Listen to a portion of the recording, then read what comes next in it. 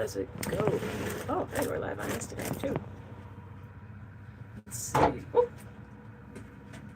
I have to go walk the stairs. I'm next to my garbage bag, actually.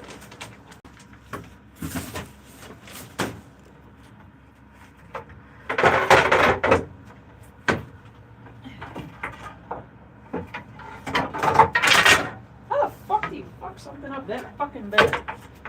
Here we are. That's how you fuck shit up that bad.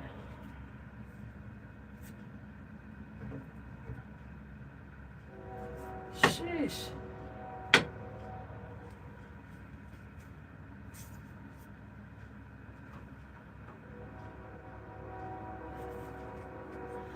Alright.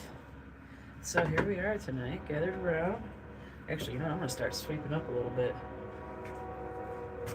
Maybe I'll share some of the stories that's been going on. Hey guys, how's it going? Alright. It's amazing what all this chip carving does. Like it actually, the mess is so easy to clean up compared to the wood rasp or like a file or something. But it still makes a ton of a mess. You're just chip carving. Chip, chip, chip, chip, chip. Like, you guys want to see? There's a whole bunch right here.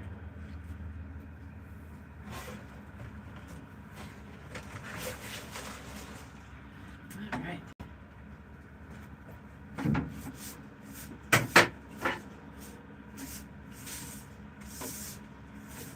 Finally got the blue tape. I've been sweeping it for like a week now. Just never reached back there to grab it.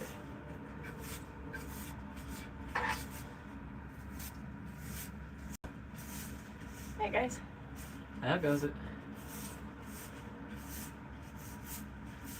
There's something about sweeping up, especially while you work. This time I actually did not. This time I just worked. Which I guess sweeping up is also work in its own right. But yeah. And I don't like walking on this stuff. It's part of why I'm cleaning it up right now. There was that much that when I stepped on it, it was actually like, yeah, it crunches, but the way it crunches under my feet, I don't know, it's just kind of, it's a weird feeling. It's enough, there's enough sturdiness in it that it can like affect your step. And on top of it, you got a weird like crunching sound. That is not my thing. I'll say that. I can't believe how much I actually got all over the place today. I mean, I was really cranking down, but wow. Even more so, the different shapes of the chips on the ground. Some of them are like little curly cues, which was discovered through something I learned by, accident actually. I was doing some chipping, gouging. I don't actually know what to call it. Carving? Maybe carving.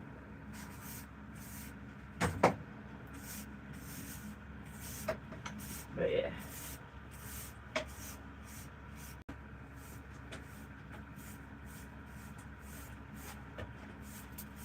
Okay, that's pretty good and cleaned up now. Oh, hello. Hey guys. How are you? Okay. I got a little knife that found its way onto the floor over here. I don't know how that happened though.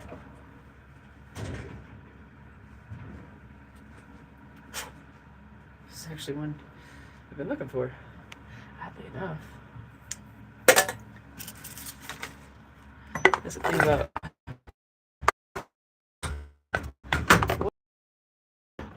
oh boy, I did it again. Uh-oh, SpaghettiOs. My pegboard. Oh, there we go. My flashlight fell, or a flashlight. One of my flashlights. There we go. Hey guys. Hi. I'm Rachel. I'm doing a little bit of shop cleanup right now. Where are you guys out of? Tonight. Where are you coming out of tonight? I'm actually coming out of Detroit, Michigan. This, we'll still keep that piece. I still might be able to use it. Right now I'm going through some sandpaper. And, yeah. The sandpaper is actually where inspired my live video tonight. because that's where I started noticing I made a mistake. And you don't always realize you made a mistake if it's the first time working with something. Sometimes you don't even realize you made a mistake if you've been working with it for a while. And, well, here's my colossal mistake. It's not colossal. It's actually pretty fantastic. It was a huge learning experience. But this right here. Turn this light on. Let me turn the brightness up for you guys. Oh, there we go. It's adjusting. There we go. But this is what I made the mistake on right here. So this is huge, by the way. It's a battle spoon. See it? It's 5 feet 3 inches. And I did this, carved all this out today. It's not done by any stretch, but that's actually why it's kind of in limbo. It's because today, one of my mistakes I learned. So I made a battle spoon, and I'll show you the first one I ever made. This one is 18 inches long. This one's made out of white oak. It's not completed either, but this made it as more like a test piece. I might finish it. We'll see. I actually was thinking of finishing it and making it a giveaway. Time will tell. And actually, the inside of this is made with a router from my Dremel. And this one, which I think is more aesthetically appealing, was actually made with this little gouge tool right here. There you go. This little gouge tool, which is a very handy little tool, by the way, for carving out bowls and stuff. But the wood has got to be green. And that'll actually put me into this new conversation. So the problem is, I wanted to sit down. I want to make a battle spoon. It was actually upon request, and for a run fair girl, a runny. And it's this new cool thing that they're doing at Renaissance festivals. It's like a silly, whimsical thing because the run fair is silly and whimsical. So they have battle spoons. I mean, this, oh, almost got caught on a cord. This gigantic thing. Completely ridiculous. It's amazing though, right? And then here's another version. It's a shorter one. But this is a battle spoon too. They take these, I'll put them right in their belt, and when they're ready, they pull it out and they duel. On guard! You know, you got your battle spoon. It's just completely ridiculous. They got battle forks. I've even heard they're making battle butter knives. But anyway, so this, actually bring it back. I made this as a test piece, white oak. White oak is not the sappiest wood, especially when it's long kiln, long dried, whatever you want to do it. This was kilned. This was extremely hard to carve. It was very hard on my router bits. But the thing about wood, or oak versus pine, oak doesn't have sap like pine does. And this was made out of a piece of lumber, I guess you could call it, from Menards, 2x6x6. And I learned that big box stores, or even just lumber yards, they dry their lumber to 20%. Wood that you'll be working with is usually dried to more like a 4 to 5 or like 4 to 8%. I did not know that at the time. I thought all wood was dried to essentially the same, but it's not. And I gotta turn this off. Anyway, so it's not.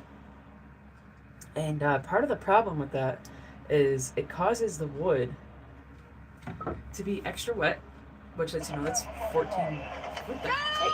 God, stop it! I hate when TikTok auto plays, especially really awkward videos. Anyway, so it's really, and that wetness, since even though it's been kilned, but it's only been kilned to, like I said, like 20%, that allows things like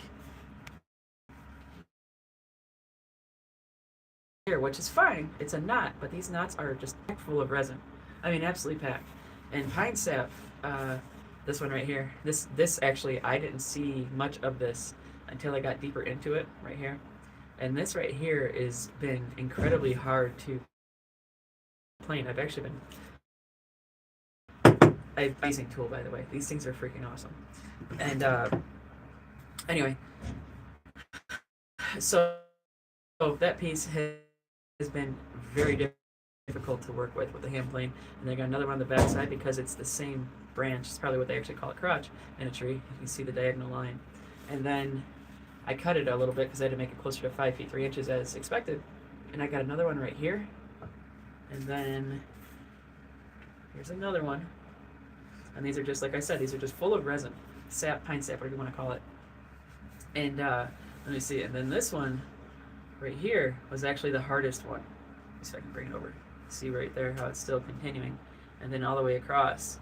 So I don't know if this was actually from a particularly like limby tree or what, but this thing has been incredibly difficult. And these things right here, these are sap, like these are wet right now, and like if I tried sanding this in any way, it caused a friction to come back, and that friction, yeah, it's my fingers. They smell like pine sol right now. It's actually how it smells, and when you start sanding it, it heats up the sap and it causes it to leak a little bit more, and then it takes this little bits of sawdust, which this stuff is loaded with that resin right now. I can actually like roll it between my fingers. If you can see, like that's so tightly rolled because it's so full of resin. Yeah, like that's, I could light that right now and that'd be a nice little fire starter. But so what I learned though is lumber, if you're going to use it, you have got to let that stuff sit and dry for a very long time. It's just the way you got to handle it. And on top of it, don't get too far into the project, because you'll do like I did. Like I said, these pieces are still so full of sap, and anytime I'll get these warm from here on out for the next, I don't know, several months, the sap will likely start coming out again. And if you try sanding it, the sanding will heat up, because it's friction, it'll heat up the sap before it hardens, and it'll get that sap flowing again, and then when you bring the sawdust in, it'll gum it up. And I don't know if I have a spot to show you very well. I got a little bit on this one side right here. It's not easy. It's very hard to tell, but you really can't tell from this picture. But right here is where I started noticing part of the problem as well. When I thought I got ahead of it, like I said, I've never worked with wood this sappy before, but this stuff, it just pulled no punches. And when I was sanding, as I was going into it, I noticed that it was, seeping a little bit, and then the dust was mixing in with the sap, and then it would go into these little crevices and stuff, and it made it really unattractive, very unappealing, is the only way I can put it, like an ugly gray. Like just like one of those really awful days where it's cold, wet, and rainy. That's basically the color that it turned into. And yeah, it was really unfortunate, but I learned a lot. Like I said, I learned the kilning is only down to 20%, which seems like a lot, but it's not significant enough. And when you're working with wood, you want to be closer to like 4 to 5%. And is this thing not good? No, it's great. This actually could even become my personal battle spoon for the Renaissance Festival. I haven't been in a long time. It'd be kind of fun to bring my own. Yeah, I mean, I made it. It's really exciting. It's my first one I ever made. Well, second, technically. First one of this size, we'll say. And yeah, so I actually got quite discouraged. I should add that. I did get quite discouraged. But I was talking to my girlfriend about it. I'm just like, him, and then not happy about it. And she was like, I think we should get another piece of wood and try again, but we're going to try and do it with a not so sappy coniferous wood, more like a deciduous that's not so sappy. Like I think basswood's actually quite sappy as well, which is a deciduous. But she's all about getting another piece, like a walnut or something, which is hard to find in the dimensions I need this, because I actually made this from a 2x6x6, which is 2 inches by 6 inches by 6 feet, and to find a piece of walnut cut to those dimensions, that's really hard to find. I have 2x6 walnut, but it's like 2x6x4, and I just don't want to do that. And it's live on my TikTok right now. Let's see. I'm still learning how to do social medias right now. But anyway, yeah, it's one of them things that it's what is it? Baptism by fire, trial by fire, however you want to say it. And this was the outcome. Is it a failure? In some ways. Yeah, Tony, what's up, dude? And then in other ways, it was a success. A lot of the successes, to be completely honest, were personal successes, and what I learned. And especially, like, this was the first time I've ever really run a hand plane on really much of anything, for anything more than just, very small distances. And that was interesting in itself. Like, I learned a couple techniques. I learned about working with the grain and what working with the grain can mean. It means you got to sometimes come at it from even though you're going from the same piece. Like if I'm going this way and it starts catching, I might have to come back the same way and hand plane it this way. And that was one of them things that was pretty interesting to me to learn. I had no idea that working what seems to be the same grain can actually start sticking and causing problems, and you'll have to work it from another angle or sometimes the opposite direction. And that was actually also true for this spoon gouge, bowl gouge, whatever you want to call it. I found the same thing out about that, especially when I was gouging out the spoon, the bowl part, whatever you want to call it. That like when I was working the top portion of this right here, I had to come at it from this angle, and when I was working this down here, I had to come at it from this angle. And why is that? I don't know. It's just the way it is. And then this spot right here, which I'll show you guys up close. I'll show you this spot. Well, the little resonance spot I didn't show well. I had to like come at it from kind of all angles, and it was extremely hard. The resin in there makes the knot, like a knot's hard as it is, but a knot on this is extremely hard with all that sap in there. But it was like, it's seriously one of the coolest learning experiences I've had getting to this point. And like I said, let me show you guys how big this thing is. It's 5 feet 3 inches. Well, 5 feet 3.5 actually. Oh, this guy is an absolute behemoth beast of a battle spoon. I got some more work to go on it. It's gonna be mine, likely, and it's gonna be able to allow me to have some fun with it, even more fun, get real creative with it.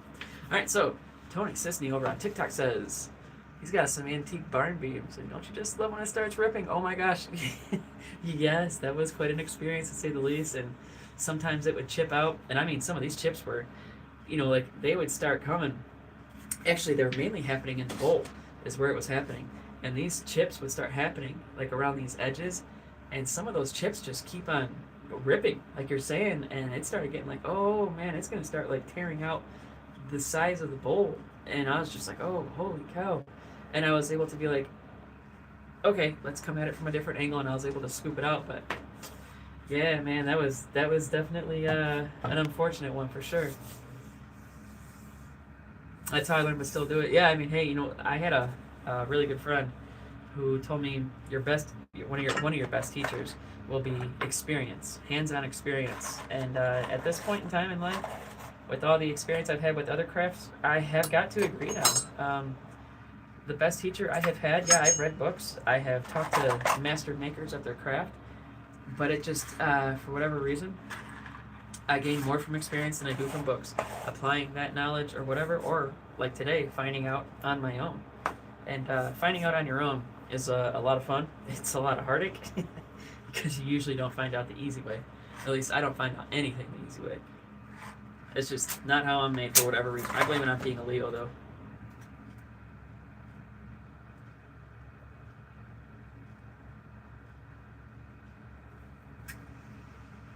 Let's see how long I can get away with smoking a little cheroot before TikTok scolds me and tells me I'm corrupting the minds of America. Where are you from, Tony? What's your story? I swear we talked before. It's been having some memory issues lately. Many scars from experience. Hey, you know what? Pain is a fantastic teacher, and I stand by that wholeheartedly. Louisville, man, I used to go to Thunder over Louisville. My dad lived down there for years. If you guys in YouTube land have never been to Thunder over Louisville, it is one of the coolest experiences you could ever experience. The fireworks are incredible. They have an amazing air show. The military that comes in is so fun. And Louisville is a really cool little town. And that's where Churchill Downs is for the Kentucky Derby. And Thunder over Louisville is what kicks off the event for the whole party before the Kentucky Derby. And it's so cool seeing the people walking into Churchill Downs. You see the big hats and all that, the old Southern debutante style and all that. If you Google my name, you can see all about me. You can do the same about me. Rachel Oliver. Google me. Because unfortunately, Tony, I'm sorry, I can't Google right now because I'm on 2 phones right now, going live. But I just might. But what should I expect when I look you up? I mean, Louisville's got a lot of characters. Oh, can't show that on camera. TikTok's gonna scold me. But anyway, so as I was saying, guys, when it comes down to it, moral of my story is experience is a fantastic teacher, and the greatest part about experience is you're going to make a ton of mistakes, and I mean a ton. But those mistakes, if you're mindful about it, can be very good teachers. And like I said, I learned a lot on two tools alone today. Actually, like I said, like the rasp, or hand plane, and then the bowl gouge. It's a very handy tool. It was a lot of fun using. I want to make a kuksa next time I go up to Northeast Michigan. We go up here to hunt. And in Michigan, yes, we really do use our hand as our map. Actually, in the state of Michigan, we actually do this. We do this for the UP. We drop down the pinky, and we go like this. And that is literally our roadmap in the state of Michigan. It is not even a joke. Some people get a kick out of that. Disabled veteran. Tony says, disabled veteran, I create art and joy for my therapy for PTSD and chronic pain. You're a disabled veteran. There is actually a few blacksmithing guilds for disabled veterans. I wish I knew their names. There was one that was done with Mike Rowe on Someone's Gotta Do It, I think is what it's called, something like that. And it's a really good show. And I actually do blacksmithing and bladesmithing. And yeah, the veterans respond really well to the smithing world.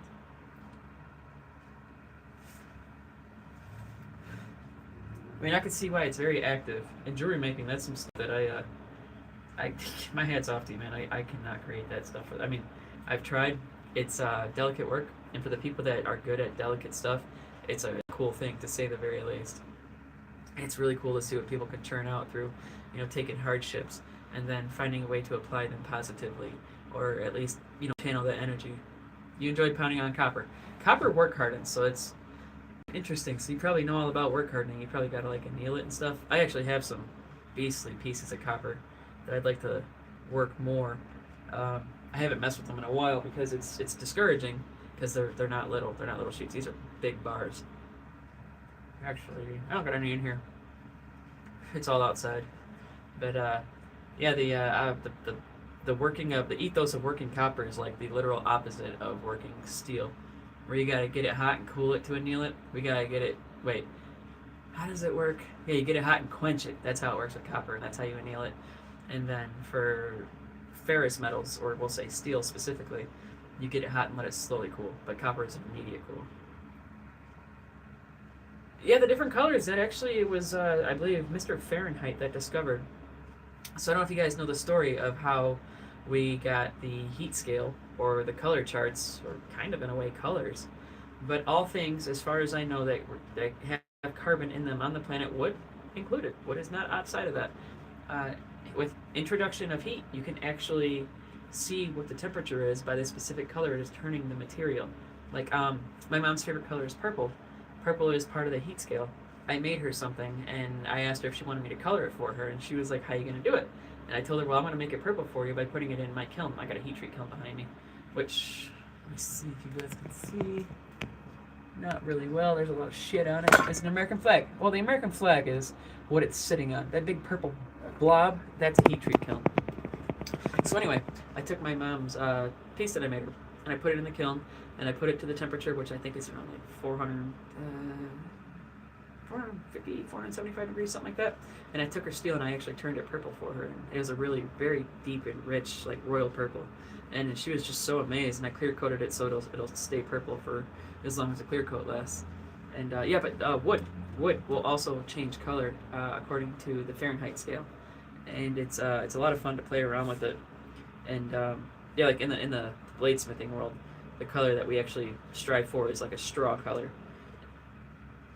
Usually, that's the goal, but we don't always get there.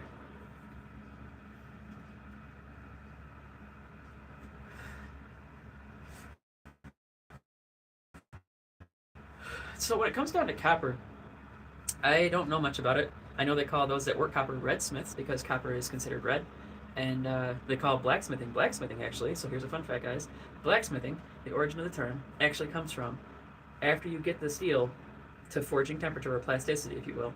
When it starts to cool, but it's still extremely hot, it turns black, and that's why they call it blacksmithing. In the blacksmithing world, we call it black heat, or the bladesmithing world as well. Black heat is extremely dangerous. It will dang near melt the skin right off of you. But it is still what we call black heat, and that's where blacksmithing has come from. And redsmithing is where they got the name for copper, because copper has copper tone. But it has nothing to do with temperature, actually, which is particularly unique.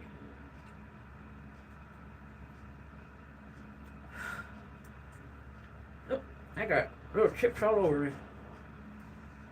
And today I'm smoking an old Shenandoah cheroot. I cannot show it on TikTok because they're jerks and they like to tell us what to do. Alright, and Tony says, I also make pipes and use it for everything except the bowl because it is toxic. What part of it is toxic?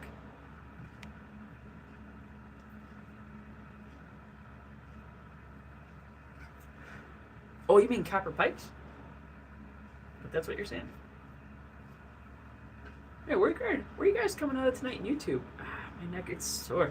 I've been at this for a couple of days, but where are you guys coming out of tonight? I'm out of actually Detroit, Michigan. Like I said, I'm Rachel. And I make things in my little workspace, my wee little work shed. And this is one of the things right here. Big old battle spoon. It was a lot of fun, made a lot of mistakes. It was an ultimate failure in regards for a piece to commission. I have to unfortunately break the girl's heart. I'm very sad about this. But this is not a piece I feel confident putting my name on. So this will become mine. It'll become a part of my life. And I will take this to the Renaissance Festival very proudly. But I think I'm actually going to... I might scorch some of it. There's a Japanese scorching style I really like to do called shisugi-ben. I might do that. And I also got some red stain. I got a couple different kinds of brown stains that are really cool. So we shall see. So Tony, I want to assume you're talking about the copper. Because tobacco pipe bowls are traditionally made out of corncob or wood. And I think even sometimes stone.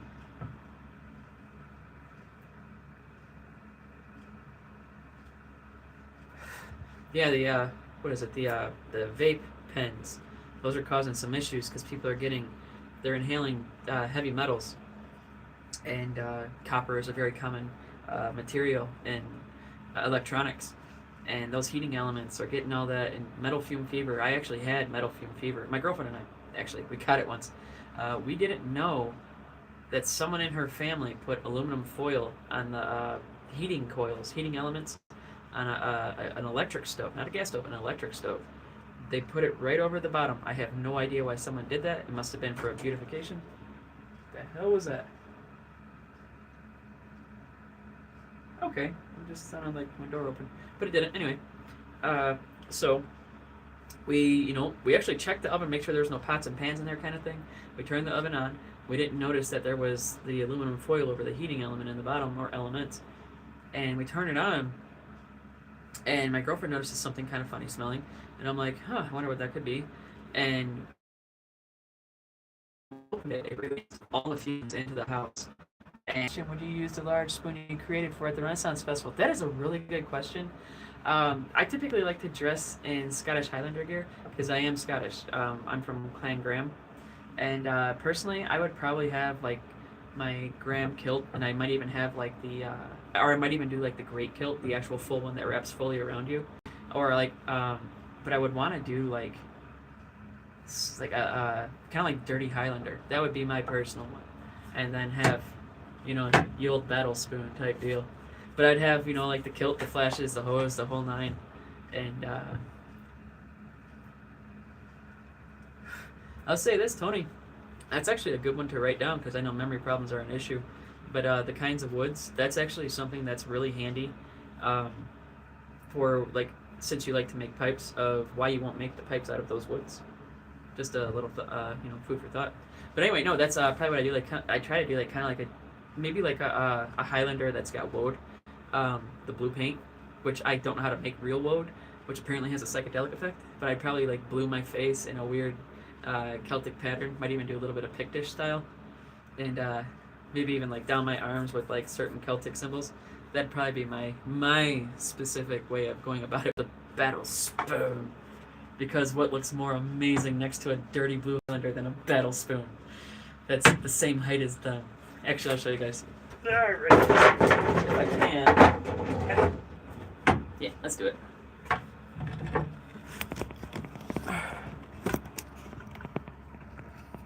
That might be enough. So, let's see. Will this do it? There we go. I'm 5'3". There you guys go. You can see me with battle spoon. This thing was a lot of fun to make. I mean, come on. I mean, what says Highlander more than a battle spoon? Like, really? Okay. Oh, there it goes rolling. I might just stand for a while. Whatever. I've been sitting most of the day doing all the hand sanding and all that stuff. But no, that was actually a really good question. You know what's funny? I didn't even think about that until you brought that up. And you know what? To go a step further on the whole mantra of what costume, and I said like Highlander, kind of like a dirty one, I would try to go for like probably 17th century and get like the traditional leg wraps and the wool that they had around their feet. There's a guy on YouTube, Femme. He goes over traditional Highlander footwear. It is so cool looking, and I think he does wool and then wraps it with like leather. But I would do that, and it would be sick. And I'd probably try and like wrap them up my arms, like what do they call them, like bracers or something like that. I think that'd be really cool.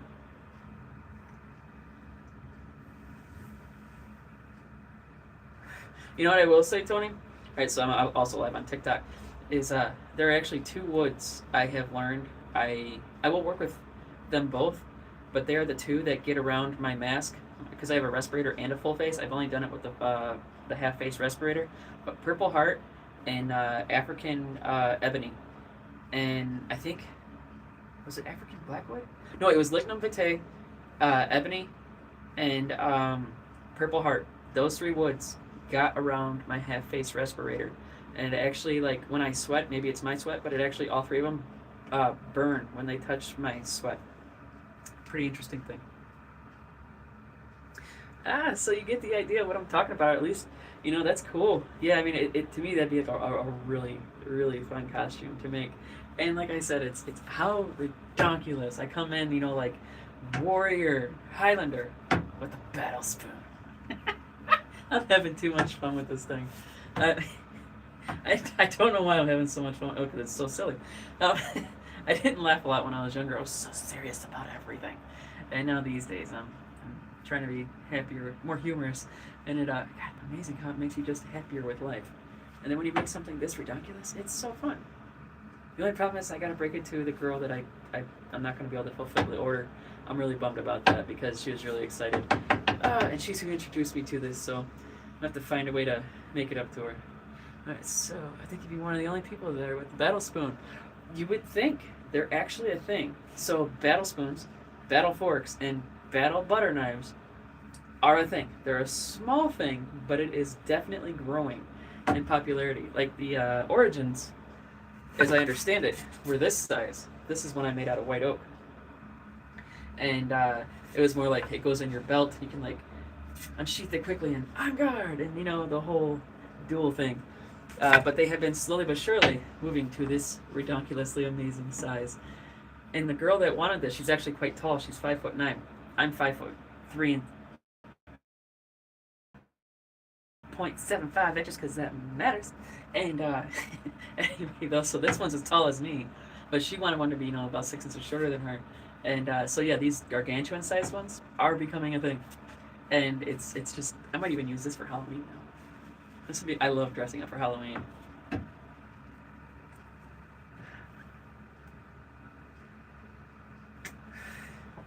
And if I was the only one at the Ren Fair with a battle spoon, I'd so proudly be like, ha ha ha. Actually, no, I wouldn't. I'd be drinking lots of scotch. And one of my good buddies goes there. He gets a whole campground the whole night. He like, that's his thing. Like Renaissance Festival time, he is there every single weekend, rain or shine. They get campgrounds, the whole thing.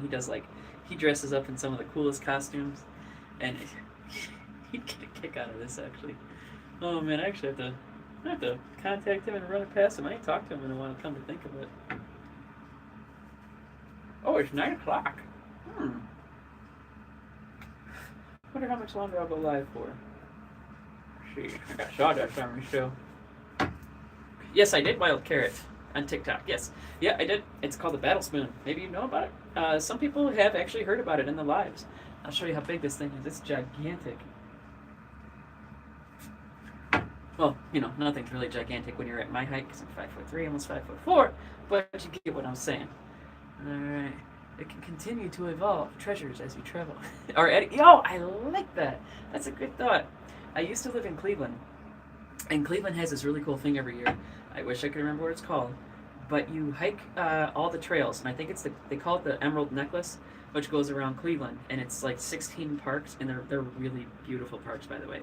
And I could be wrong; it might even be a little further east by like Canal Fulton, which is a little southeast. But anyway, um, they would give you a staff. I believe it was a staff with every sign up, and then when you finished it, or you finished the park that you hiked, I believe it was, you got a shield. Anyway, there are people that had like shields all the way down, little ones, about that big. It was really cool. And yeah, like you evolve, adding treasures as you travel. And there's a new thing with the Ren Fair where they're calling them trinkets. And there's trinket trading. And some of the things that people trade that are trinkets are things you can actually add to like a battle spoon. Okay, so over here on YouTube, okay, mead for me. I know I wish I could get a taste for mead. It's quite good. But it's the honey that kind of freaks me out. Cleveland actually has a drink they call Cleveland Crack. It's made by, what the hell is it called?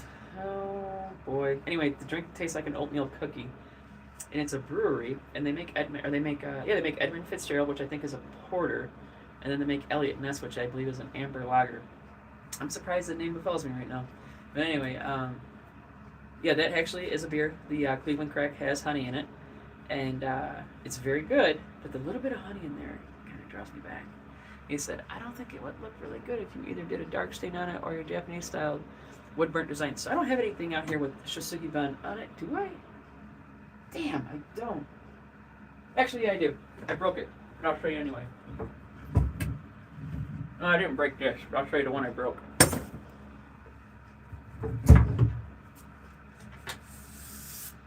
Get the cobwebs off it.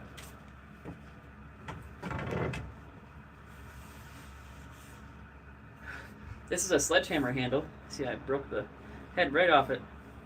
But this is done with Japanese Shosugi Ban. I get it black. I torch it until it's as black as I want it. They have 3 layers in Japan. They refer to it thusly. One of them is they call it dragon skin, which is really cool, where you get the wood to kind of peel up. And then I go over it with linseed oil, boiled linseed oil. And it's a really good outdoor covering, or sealant, whatever you want to call it.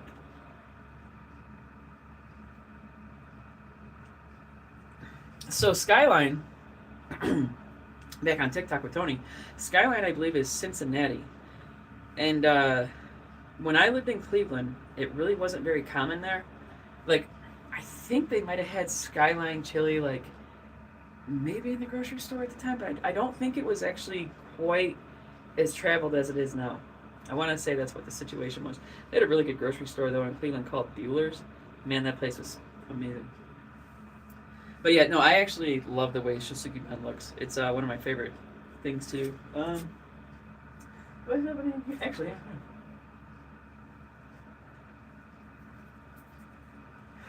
It's not for everyone, but here's another piece I made. This is a Goblin Club, and I think it's actually wild cherry, and the bark will blister up under enough heat.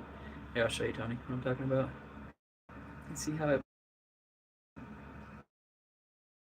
like blisters up. But this is one of the things I'll guess what it is. But I love the way it looks. It gives it a very goblin-y feel. It's actually pretty resilient for what it is, to be honest. And yeah, adding a little bit of fire to something can make things a whole lot of fun. Actually, we'll put you up here.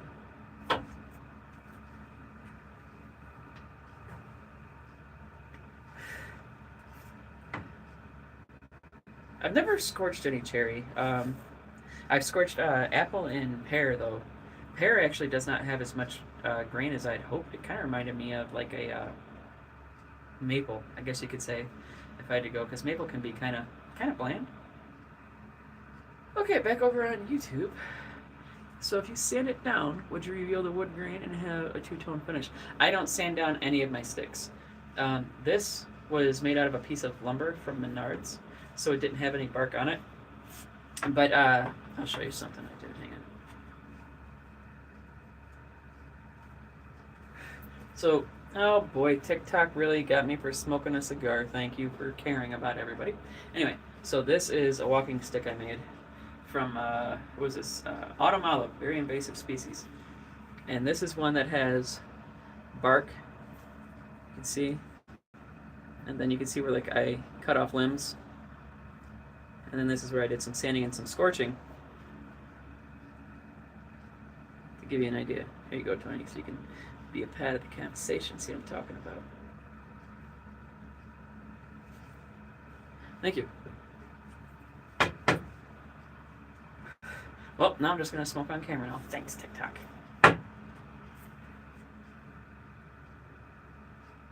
But yeah, this was a really fun one to make. This is one, I always thought this would be a really cool one for like a groom in like wedding pictures, especially if they're like Celtic, or if they're into like Celtic heritage or Celtic folklore. I love Celtic folklore as well. I'm not going to say I'm the most well read on it, but I do like it. But I always thought this would be really cool, especially if like you had, I don't know, some kind of like traditional Celtic attire. Like I was saying, like the great kilt. I love the great kilt, which is really kind of interesting to watch someone put one together. You've actually got to like lay it out on the ground and like roll into it. It's pretty funny to watch. And then they got to like manually put the pleats in. It's quite an experience. It's worth watching at least once. There's a guy on YouTube that did it. That's actually how I learned how they did it, even though my family is from Scotland. Yeah, we never learned how to do the great kilt. And so on YouTube, Brogan says, where do you find a double wide plaid for that? So, as I understand it, when you, okay, I believe they call it a plaid or plaid. When you seek that out, it is 9 yards by like 9 yards by 6 yards, something like that. I can't remember exactly, but it is a humongous piece of material. And if you go through, I know there's some in America. I can't remember which ones. I don't want to say, but I know there's been a couple I've come across that are Scottish companies that they do have that, where you can get the great kilt. And I don't think they call it great kilt. When I've seen them, they call it the plaid. And there was another word in Scots Gaelic I can't pronounce because that language is impossible. But yeah.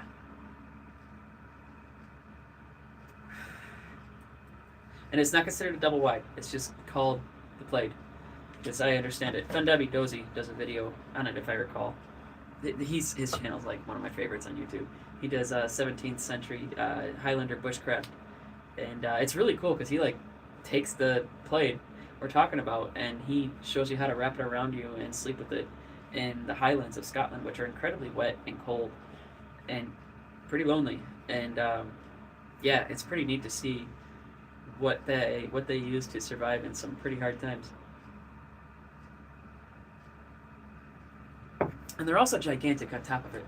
Not all of them, but like I said, I'm from Clan Graham, and they're particularly very tall people. Like I have a health condition that made me short, unfortunately. I was on track to be closer to like 5'7" to 5'10". I ended up being 5'4". They didn't think I'd grow past 5 foot, so I mean, I still went almost 4 inches beyond their expectations after I got on a certain medicine. But like my family, when you go to like weddings and stuff, there are just gigantic people all over the place.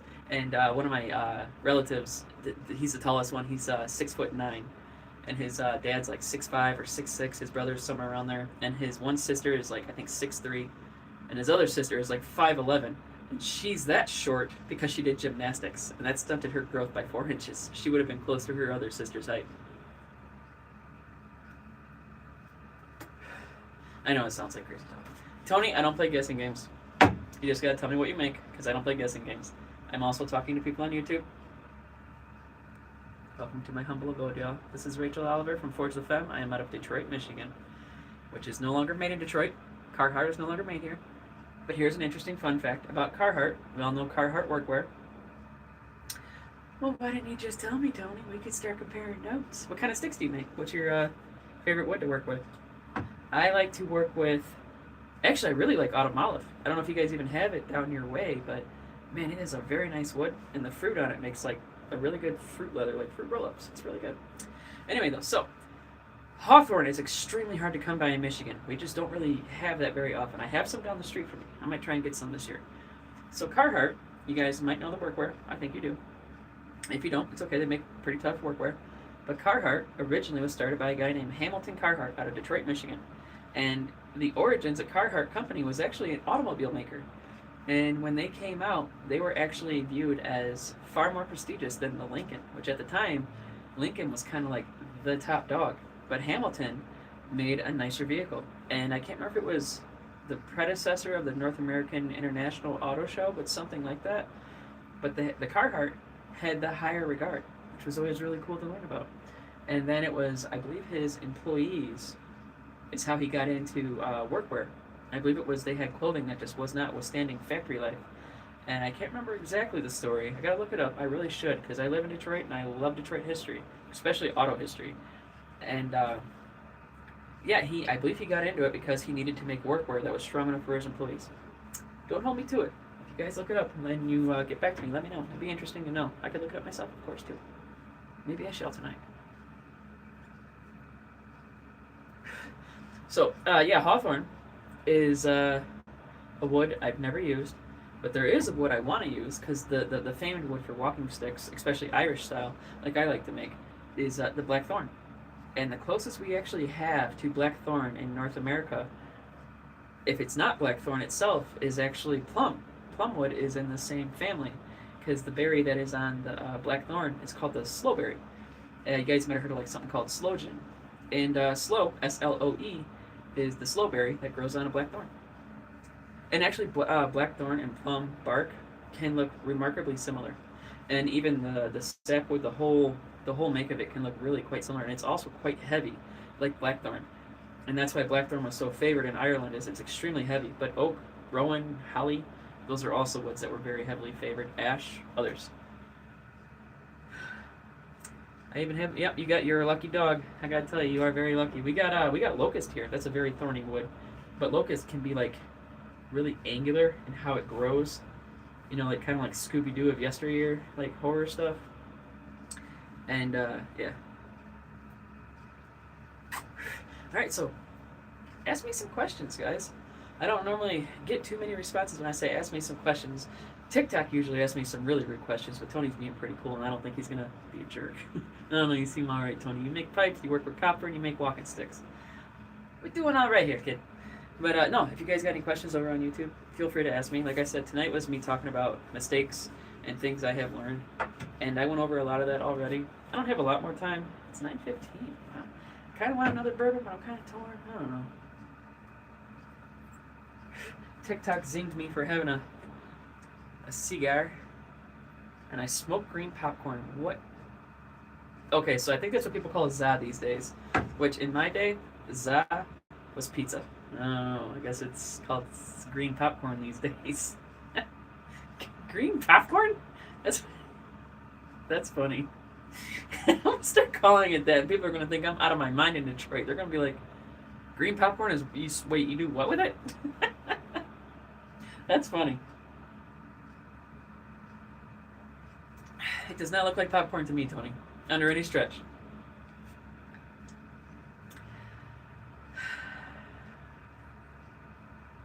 You guys, I come across online, it's great. I love just learning how people talk about things like cultural differences. And like you and I are not far apart, we're 5 hours. And what you call green popcorn, my way, everybody calls it za, apparently. I never, like I said, when I was a kid, za was pizza.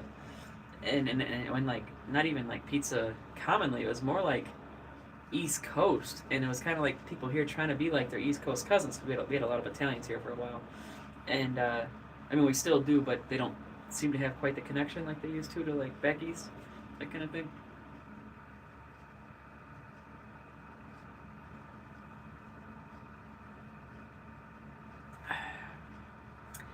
That is a very good question over here on YouTube.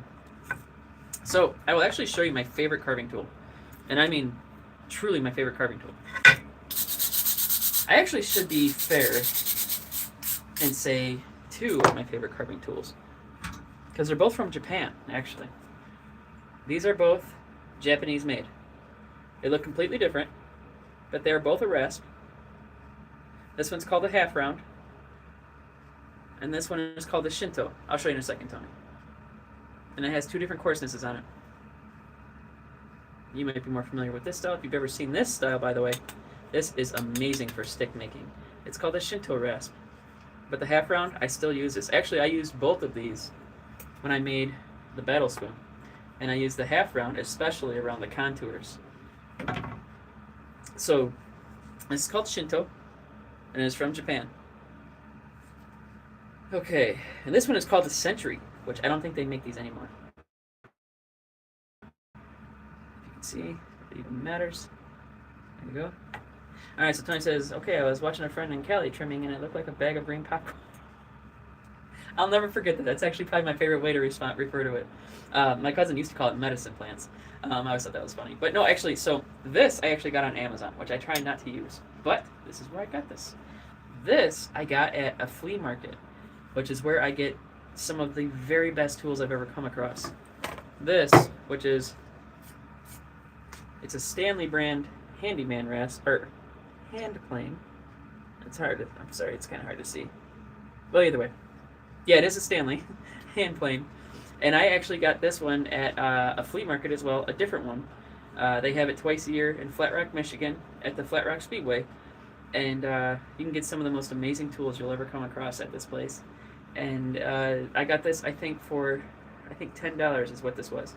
And I did have to do some revamping on the blade. I had to do a full sharpening on this. I took it through all 4 of my sharpening stones.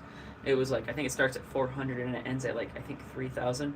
And I took it through all the paces and it revived this. And I also cleaned this up, I don't know if this is called, the sled, I don't know, the body. But yeah, that's where actually I get most of my tools. And I don't necessarily go by brand per se, but sometimes I do. I'll show you one that's another one I go by that is brand specific. I'll show you in a second.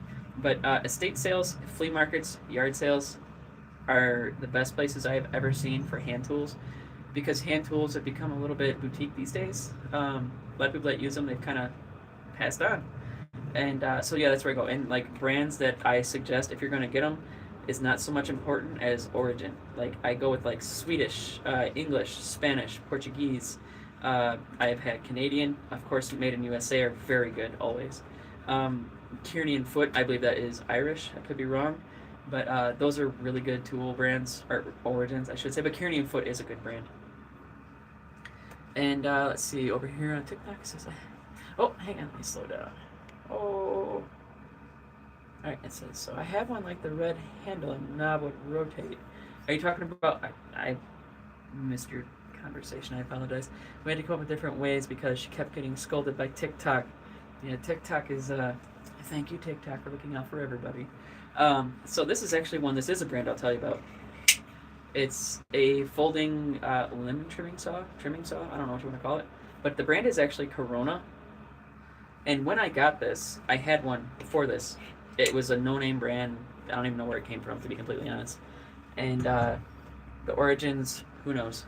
But I was actually like, okay, for the folding limb saw, I'm going to get a Silky. Silky is like the brand. Everybody says, get a Silky. They're top. And I'm like, okay, cool. Silky's what I'm looking for. And as I was looking up Silky, I came across a brand called Fiskars, which I'm a huge fan of already before I had that. Like, I have Fiskars scissors in my house. I had a Fiskars reel mower, the kind you push and it cuts the grass manually. And so I'm a big fan of Fiskars. And I was just like, okay, I'm going to get a Fiskars folding saw. I love Fiskars. And then I came across some videos on YouTube, just some people showing you the differences. And the Fiskars did really bad in comparison to this brand called Corona. And the interesting thing about it is Corona is like $25 at like Home Depot, Lowe's, etc. And Fiskars is closer to like $50, but Silky is like $150, which, okay, completely made in America. I get it. Corona, kind of, it's built in America. They get around it because their materials are made elsewhere and it's assembled in America. And that's how you can get around by, you can't say made in America, but you can say like built in America. And then you got Carhartt, who doesn't say anything, just says Detroit, Michigan, because it's the origins, but it's still kind of BS. But no, Corona is a brand I specifically suggest for folding limb saws. It is awesome. It has not let me down. I use that actually more than my hand saws. And I didn't think I'd find a limb saw that would show them up. It has. It's really great. Alright, so Brogan says, thanks for that answer. What about the hollowed out part of the spoon? It's another great question. Okay, alright, let's see what Tony says. How do we even have the same tools? Well, Tony, we make the same things. Come on now. When you make the same things, you have the same things. Okay. Oh, you got a Fisker's reel mower. Okay, all right. Nope, nope. I get what you're saying now. We definitely got the same stuff. I actually did give that away last summer to a woman on our Buy Nothing local group. And yeah, the teeth are very sick on that folding saw. So how did I carve it out? Right here. A bowl gouge, spoon gouge, whatever you want to call it. It's a very cool little tool. I actually got it in, I'll show you, the full Monty. I actually got it in this tool roll. It's a full-on like little travel wood carving set, I guess you could say. And yep, it came with, let me see, these gloves right here. And these gloves are actually super slick, by the way. I mean, like, really slick. They're so slick, I won't wear them on both hands when I actually use my gouge. That's the tool I've used the most. Although, this little chip carver knife, this actually is very handy because I was making some, I was doing some spoons in the deer blind for hunting season. Anyway, though, these gloves, though, like I was saying, they are extremely slick. And I wish I was exaggerating. I will only wear one, and I wear it on my left hand, and then on my right hand, I will wear this glove I got actually from Lowe's when I worked there, and it's still rocking in the free world. I actually have two, so I got the full set, but I wear that one on my right hand, and I wear this one on my left hand, and it says cut level 5, but I don't know. I don't usually trust gloves to be that worthy, but I guess they really can be. I had a friend that worked at a place, where they used to wear like the yellow glove that goes like up mid forearm, and he said they actually did cut or save him from a few razor blade cuts. So I don't know. Maybe I should have more faith in the cut levels, but yeah, those gloves, like I said, I wear one on one hand, and it's only my left hand, and I'm right-handed, so the left hand is the one where it slips more towards. But it, when I did it with both gloves, it was like so. I felt like I was gonna like cut my hand off. And Tony, do I like rocks? I like flint knapping, if that's what you mean.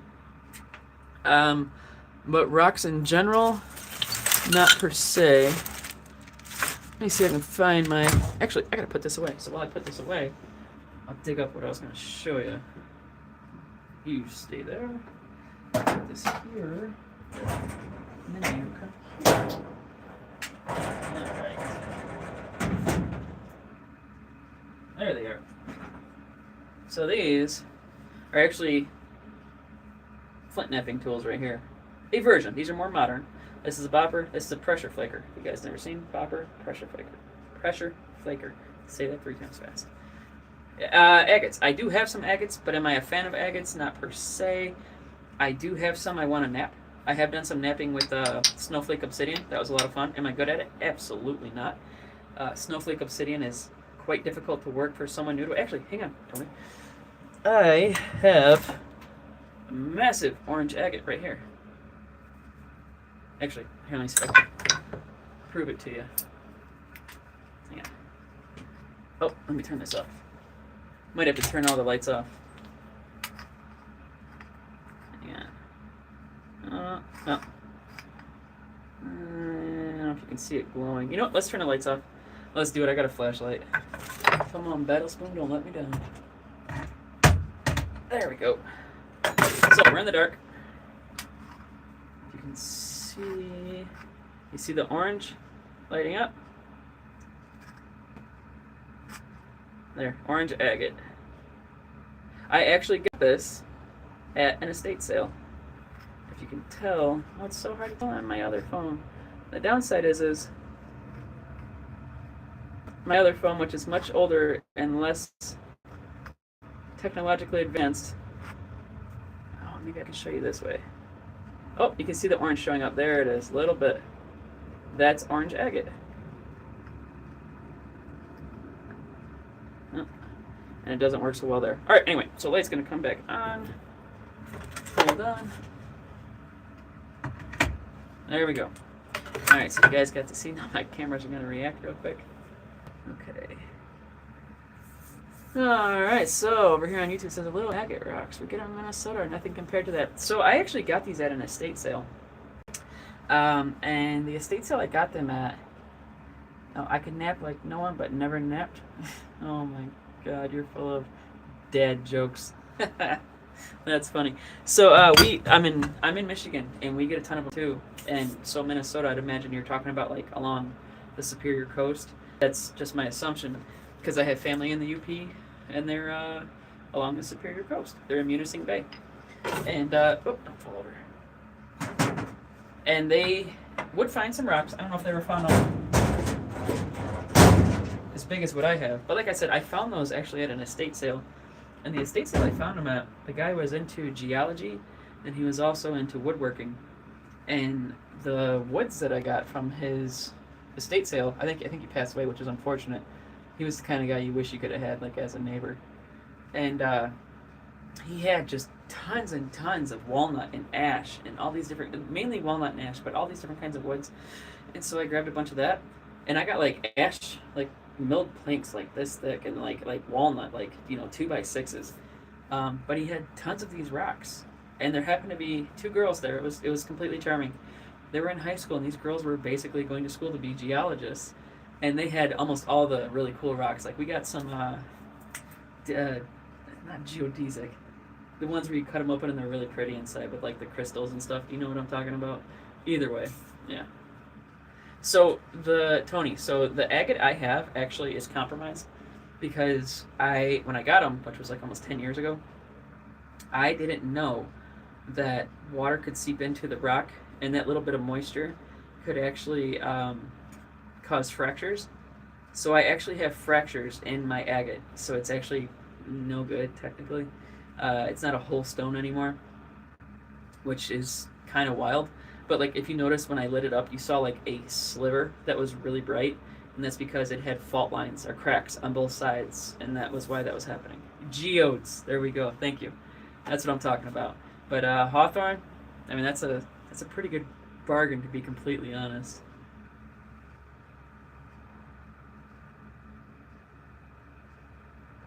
Do you guys? All right, so over here on YouTube, have you ever come across rainbow obsidian? I know they find it in Michigan, but I don't know where. I want to say I've heard about it being found like along this coast right here, so Lake Michigan. So I don't know if I've heard about it being any further north, but I heard we have rainbow obsidian, and I don't know if you've ever seen that stuff, but man, that's some cool stuff. Spell check is a good time for everybody involved.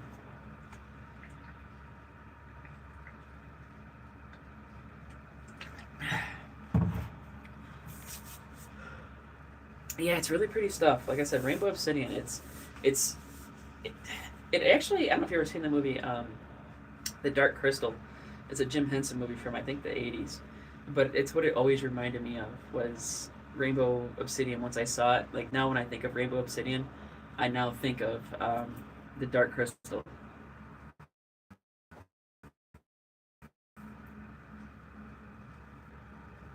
It is 9:30. All right. I'm gonna take you of this. Oh, by the way, I'll show you. I don't know if I showed you the walking stick, Tony. This is a walking stick I have made, and I don't actually know the wood on this. I actually think this is holly, but I'm not sure because, like I said, I don't know. And holly does not grow well, at least not in my part of United States, in Michigan. But like I said, I do keep all the bark on, and I like to add a little bit of hemp wrap. And then this part, like this whole piece, is actually there's no bark on it. I did some scorching on it to bring out the rings and stuff like that. Put my mark on it. But yeah, this was a fun one to make. It's my favorite stick I've ever made, actually. I might look it up someday. I might not. I don't know. I don't make promises I can't keep. I will say that. But I will say I'm a harsh critic. Don't ever ask me to review anything unless you want to hear my honest opinion. And I'm honest. I'm fair, but I'm direct. I have had my stuff completely ripped apart by not nice people, and it was a very good way to learn. Not all of them am I willing to respect because of how rude they were. Some of them I gained a lot of respect for. But I will say this. When you want someone to look over your stuff, be prepared. Actually, if you want someone, we'll say, that makes things to look over your stuff, be prepared. And if they just tell you it's great and you know it's mediocre, you should just probably not trust them as a person in general. They're a people pleaser, and I think people pleasers are not to be trusted. You know, if you're a people pleaser, you want to be friends with everyone, and that means you've stood for nothing ever, and that means you have an opinion on nothing publicly. And there does come a point where you can't be that vanilla in life, and if you are, you're like robotic. And I'm just, well, some people are cool with that, but when all you have is friends and no enemies, I'm a little trustworthy or a little leery of you. I'll say that. That's at least my thoughts on it. Never trust anyone you haven't known for a hot minute. I will say that. You'd be surprised by us. We're an interesting animal. We are humans, we'll create a boogeyman that isn't even there sometimes because we gotta be in turmoil and chaos. It's just the way we are in life.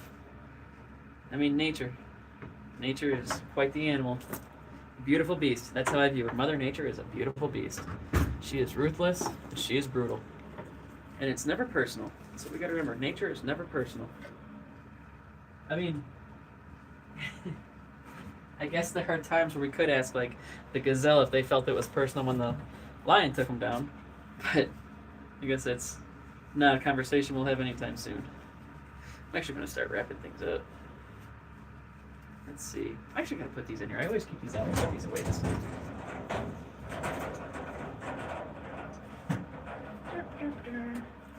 Oh, these are actually some work clothes I just came across recently. So if you guys wear watches, these are actually the kind I will wear from now on. I don't wear the kind that Velcro around your wrist anymore because I wear a watch. And if you wear a watch and it Velcros around your wrist, it tightens down, it cinches down. But these kind, they don't do that. And they work for a watch. It's just elastic, and it's not super tight around your wrist. But nope, these have been some pretty rad work gloves actually so far. Been a fan. Or at least we'll say at minimum, that style work glove. Alright. Actually, I can clean up the workbench tonight. I'll get to it tomorrow. Probably. Let's see, you go there.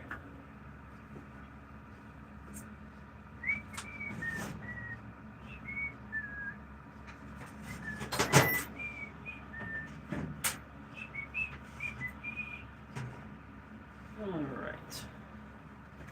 Battle spoon, you go there. Alright, my other rasp. Let's see, you go over here.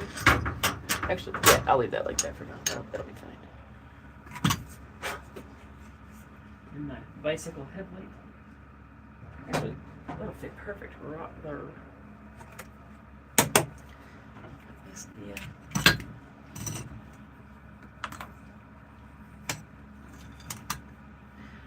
Going back to the, I can't wait to see what you think about my stuff when you see it. I do actually wonder what people think when they go and show someone and they like give them a fluffy answer. I think it's kind of like to me it's a bummer because I don't want to be like destroyed, but if they do it constructively, it's almost like a to the heart, but time to rebuild, Alright, so my work here is a lot cleaner, more organized than you. I'm extremely unorganized. An organized shop is a productive shop, and I'm not as organized as you think I am at this moment. I actually have a lot of sanding belts over here, and I got a couple things that still need to be put. I'm not picking it up. It weighs like 50 pounds, but it's my fire pot for my forge. I got to take that out and put it on my forge tomorrow and fire that up. Maybe I'll even go live when I do that because it's gonna take like an hour or two probably. So I actually might go live while I do that. Not sure what time. Maybe 11:30, maybe 12. We'll see. Maybe I won't even go live at all. Who knows? I never know. But a organized shop is a productive shop. Let's see. And actually, behind me is very disorganized for my taste, at least. Where did my dustpan go? I'm gonna get these wood chips up from earlier from my carving. Almost wish I would have got myself a Old Forester's been my poison lately, and it's actually a pretty tasty one. I gotta make whiskey sauce with it though.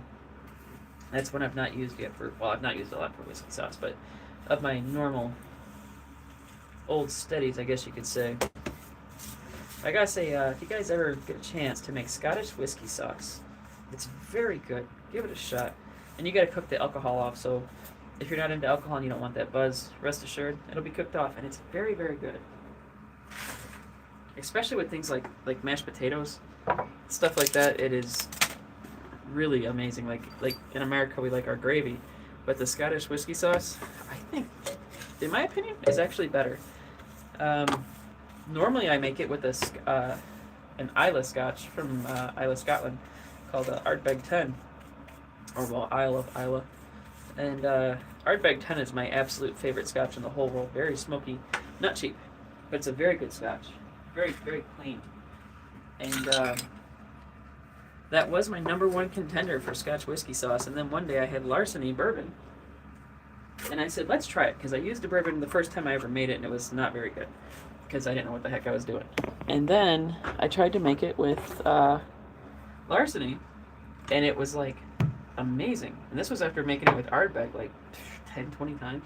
Probably even more than that. I make it every Burns Night. Burns Night is a Scottish holiday. It's January 25th, so it's coming up. And it's Robert Burns. He's the great Scottish poet. The song Old Lang Syne that everybody sings on New Year's Eve. He wrote that. That's his song. And either way, it's a really cool thing. Look it up. Burns Night dinner is very good. I make haggis and sausage every year with my in-laws. They're Polish, so they think it's hilarious to make Scottish food on a Scottish holiday in America. And I usually wear like my kilt for Clan Graham and all that. And it's just a really good time. And they make fun of me for wearing a dress. They say it's Rachel wears a dress day because I don't wear that stuff, but I wear a kilt. And so it's a lot of fun. And then I'll usually make Scotch whiskey sauce to go along with like the festive environment. Okay, baseball bat, where do I put you? Okay, you go over there. Stay out the way. Actually, I don't even know where to put this dang thing. I have nowhere to hang a baseball bat. I mean, who hangs baseball bats? But I have nowhere to put this thing. I don't like it by the door because I always end up like knocking it over. Guess I'll put it back by the door. Why not? What better place where I know I can knock it over? What is life without consistency? Even if it's chaos. You know what I'm saying? Oh, Indonesia. Hey, what's up? Thoku. You guys like Thoku in Indonesia? I like Thoku. It's very hard to find in America, but I've had it. It's freaking good. You could actually make some money off hawthorn wood. People like making sticks out of that. Alright, so back over on YouTube. Thank you so much for sharing some of your creations. I did subscribe, so I'll probably see you again someday soon. I am hopping off for the night. Hey, likewise, thank you. Hey, for hanging out. You asked some really cool questions, by the way. I really appreciate it. And you gave me thought about my Ren Fair costume. I'm really excited about it if I do it this year. But, hey, you have a fantastic night. Great chatting with you. Thanks for hanging out. See you around. I go live very often. Cheers. Okay, let's see. They are weapon Indonesian? I'm sorry, I don't understand. Thoku is not a weapon, it's a food.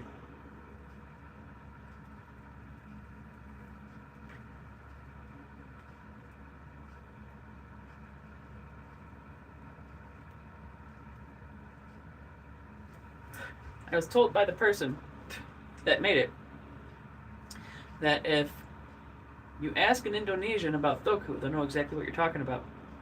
And then you ask me if it was a weapon.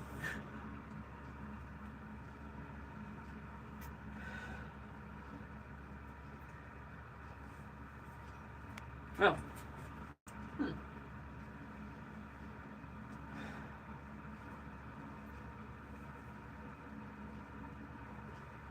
I got a weapon. They're not Indonesian, but they are Southeast Asian.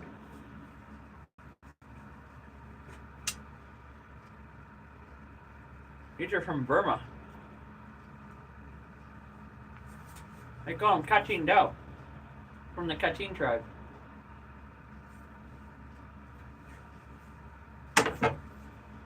These are actually headhunting swords, machetes, if you will. They were used in many well, I don't know if those were, I hope not. But, nope, that style There's a lot of stories behind that. Yeah, you know, they do exist in the world. This one right here, actually, I use these. These are really good yard machetes. Um, but the Southeast Asians are big on, if you can see, beveled on this side, which it does have a bevel on this side, but it's very slight. But it's mostly on this side. None. I'll never sell those to anybody. Those are from Burma. They're really hard to come by.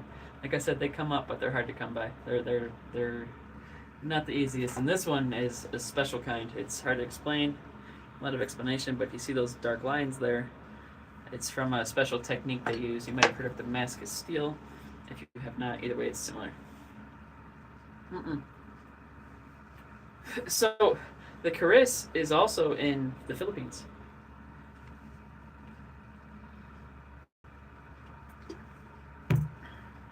It's a very cool idea they have behind the Charis. At least in the Philippines, they call it Charis, not Charis. Or Charis? Nope, nothing. Almost burned my fingers. It's the closest I got to Southeast Asia. And they're from Burma, Myanmar. From the Kachin. I have... No, that's all I have. I do have a replica of a Fijian weapon. It's just something I made one day goofing around, but it's made from Fijian paddle club. I actually have the real one inside. It's made from, what do they call it? Swarina? Oh, it's a very interesting word that we don't have in our language. But anyway, the wood is very beautiful. Never seen anything like it in my entire life, and it's incredibly heavy. Heaviest wood I've ever felt. But no, that's all I got. Casuarina, I think that's what it's called. It's like a red with some hints of blonde and stuff in it. It's a really very nice wood.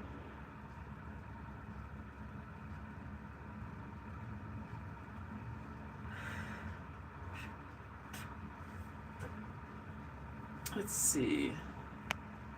Oh, you're gone. You were so cool. What a nice person.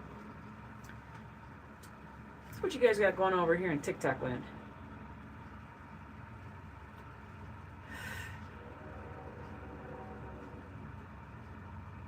Yes, I have two, actually.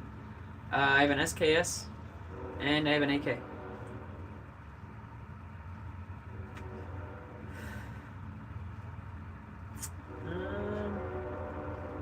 I think that's actually all I have. I think I have a hat from the USSR. Or I think I still do. I think the one I had was from I think it was from Romania. Had the shield on it and everything.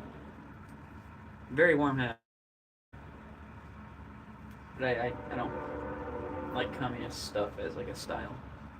I just have it as a war history. I don't think I have anything in here that would match that. Nah, probably not.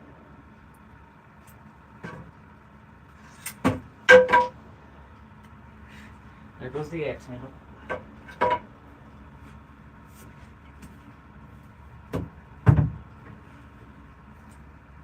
No, most weapons I carry are actually American made. And I actually don't have mine on me right now. Feels kind of wild not having it on me. Must be inside the house.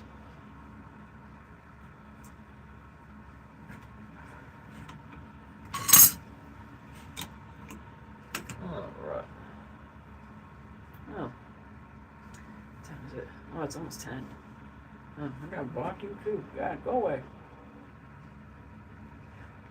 That's a lot of this. Okay, there we go. Gone. Hopefully they never come back. Oh, TikTok, hi. Are you on YouTube? Hello. I'm just finishing my cheroot. I'll be going in. Oh, we'll see if I can finish it. Sometimes these get a little...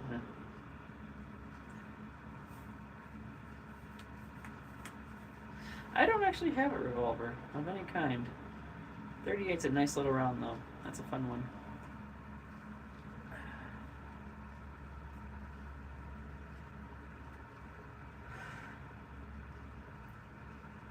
You can call me Aria Faiza. If I said that wrong, I apologize. Aria, if that's your name, it's a cool name. Faiza? Faiza?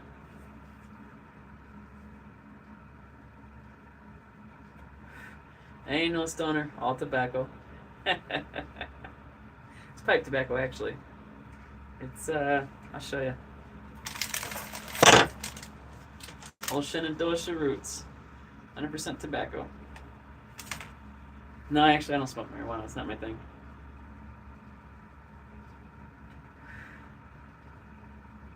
You can say what you need to say, and I'll tell you if I understand it or not. Like I said, right now, I'm just winding down with this cheroot and doing some back and forth on the hips. I might go get another bourbon, though, because there are some things I do want to do in my workspace. I'm just not sure I want to do them tonight or not yet. I'm still a little bit torn.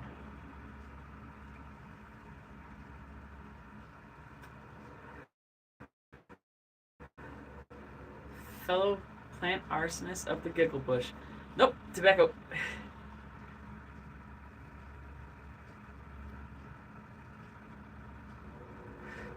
The only Islamic weapon I probably ever come across is probably a knife. It's not even Islamic, it's just Middle Eastern. There's some that are made by the Persians. Persians made some really wild, fun stuff. There's some really cool North African blades out there. The North Africans get real wild with their belief. Like, their idea of bladed tools is far out. That's all I can say is North Africa does not lack imagination at all under any stretch. Wild. They have no lack in imagination. I know one of the best AKs made is actually from Egypt, but I don't know if that's technically the Middle East or not. And they are Islamic, but I don't know if that constitutes.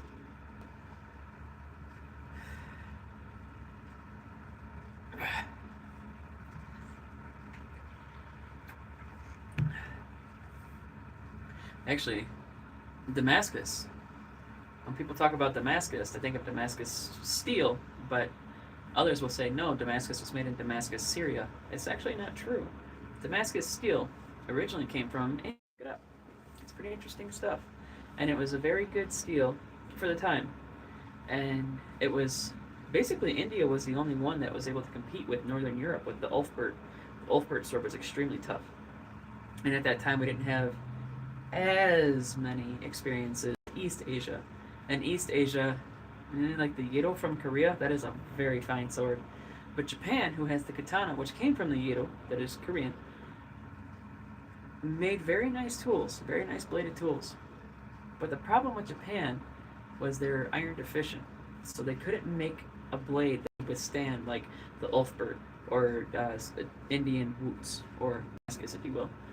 And the thing that Japan had that was so spectacular was they learned how to sing, and that's where we got things like sanmai.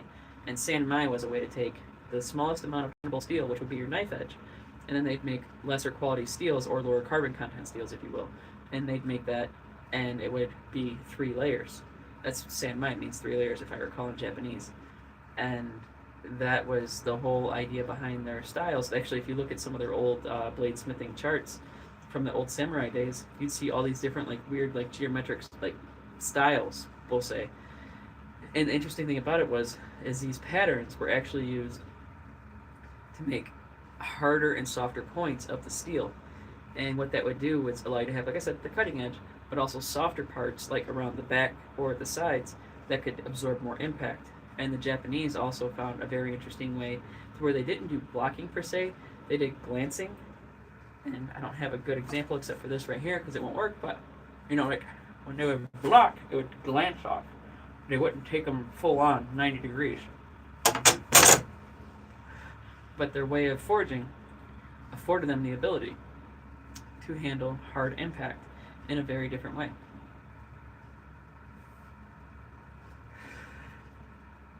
It was a very interesting thing to learn about how they had the ability to take their forging, and their culture has such a high attention to detail that they were able to make amazing things out of very little, very prolific things. But the downside to the katana, as beautiful and fantastic as it is, it could not withstand the destruction capabilities of the Ulfbert or anything made from Indian boots.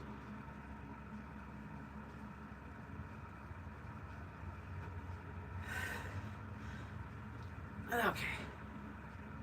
If you guys got any questions, start asking. Because I'm just getting the blood flowing in my legs because I've been standing here for so long. I'll start doing some Qigong. If you guys never heard of Qigong, look it up. It's Qigong. It's really good to get the blood flowing. Very rhythmic. Very good to do. Good way to wake up in the morning, actually.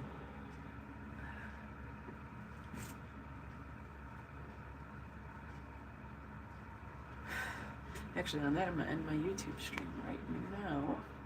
YouTube is done.